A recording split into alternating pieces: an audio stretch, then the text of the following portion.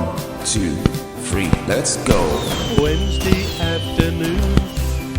Oh, played there, and so on.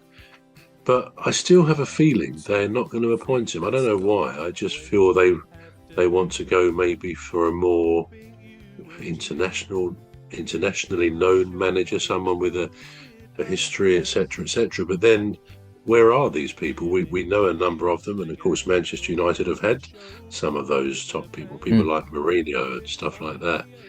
So yeah, I don't know. I don't know what Sir Jim Ratcliffe's thoughts are. None of us do, and they can't argue with Champions League qualification, this great run of games under this guy, and you could say, well, give him the job, give him a 2-year contract or something. But maybe they have Ole Gunnar Solskjaer in their minds, because he did a good job in many ways, but it did sort of start to fade away a bit. And I'm not sure whether he had the necessary disciplinary side to him with the players, having been one of the players when he was there, alongside some of the people he was then managing. Maybe Carrick never played alongside the current people, the current players, I wouldn't have thought. But so maybe he can be tougher, but you may have that syndrome of an ex-player managing a club doesn't instinctively find it too easy to be tough, to be disciplining players. I don't know, may or may not be a factor in this. On balance, if they give him the job, I say well done, he's actually earned it. Because if someone does a caretaker job at a club and ends up with a qualification of Champions League and 2 defeats in all those games, what can you say? What more could he or she, for that matter, have done? So yeah, I just have a feeling they will go for somebody else, but time will tell. What do you think? Do you think they'll go for him?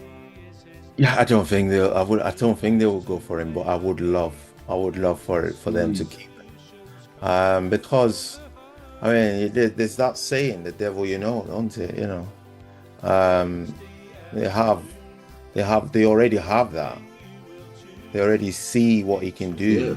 Yeah, He's already proved it with the same players that an internationally renowned manager was using and getting poor results.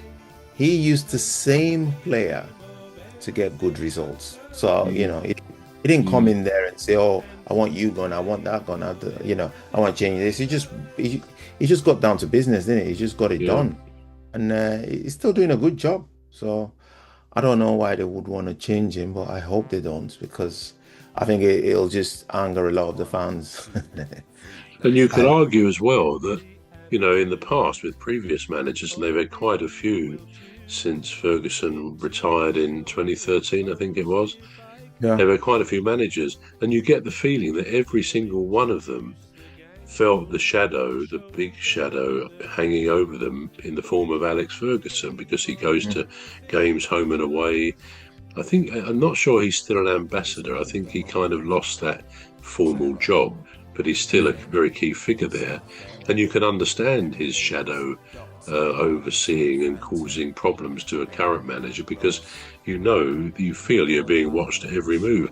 Now, you have to say in Carrick's favour that doesn't seem to have affected him, because otherwise the results would show that. With just 2 defeats in so many games, then he's done what he's done, irrespective of Ferguson or anybody else leaning over his shoulder. So that's got to be a good thing as well. To me, the fair thing to do would be if I were Sir Jim Ratcliffe, I think I'd give him a contract for 2 years, and I say, if you do it, that's great. Obviously, if you fail dismally in the first year, we'll let you go. But if you do well, then you could be in for a longer contract. In other words, you're hedging your bets a bit. You're recognising the guys.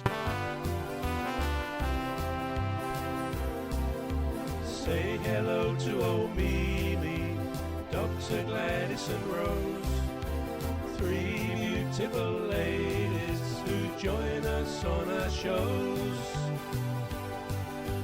There's one other bro, sometimes joins us on the show. Guy's abilities and what he's done, and he's obviously a decent guy to have around. And you're also saying, but we're not giving you an open contract where, if you don't succeed, you won't last. That's what I think would be the fairest way to play it. Yeah. But time will tell. Time will tell indeed. Yeah. Yeah, of course, he's got cash boost as well. Having qualified, he's got a cash boost to then invest in more players and rotate things around.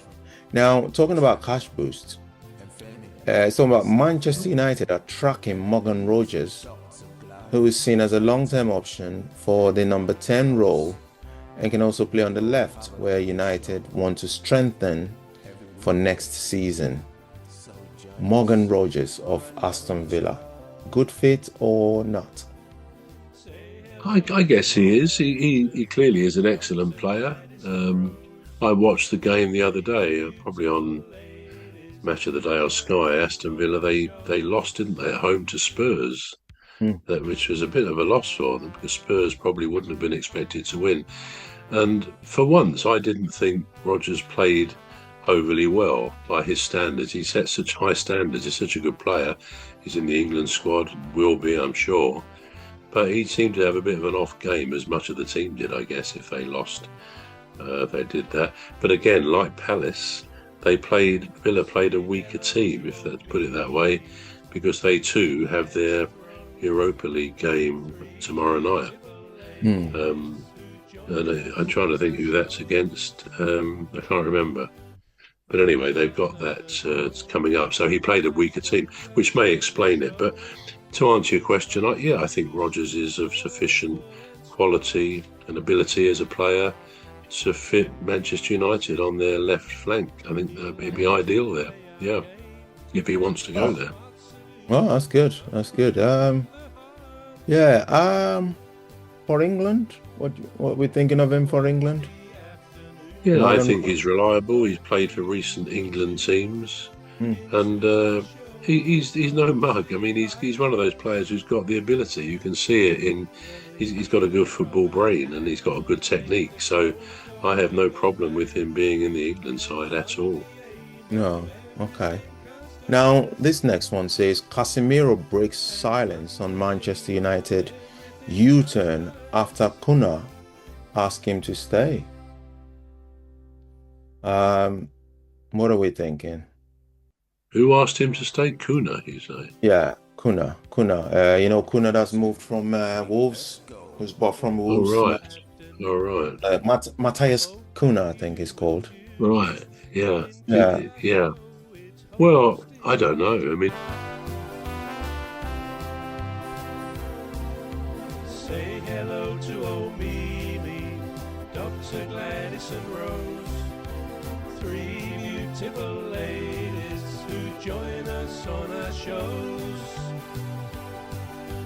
There's one other bro, sometimes joins us on